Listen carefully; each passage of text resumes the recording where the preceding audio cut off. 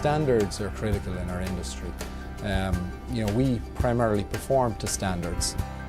Imagine a world without standards. Nobody wants those two bolts that hold that aircraft engine onto the wing to be fraudulently stamped with an acceptance mark when the bolt is under strength.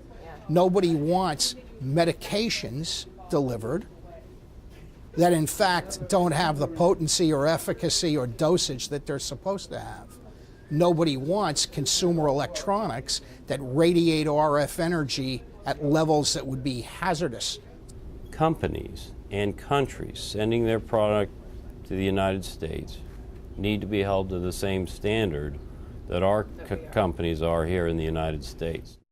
If I had a customer from overseas that wanted me to test, because we can test for the world, of course they have to comply with all of the United States regulations in order to come into the United States. By testing, we could show compliance with a lot of the rest of the world as well. Fine balance that has to be struck between restricting innovation and pushing things so far that they contain a lot of defects or latent defect issues. Obviously, one of the things that there has to be is if you're going to write a regulation, there has to be effective surveillance of the regulation. Regulators need to understand that protecting the public is sometimes a risk management issue, and that to over-regulate is sometimes dangerous to business and to the activities of other interests. So what regulators need to do is to be in touch with various associations, groups, and the public to understand how their regulation should fit the need. Industry does the lion's share of the testing in our industry.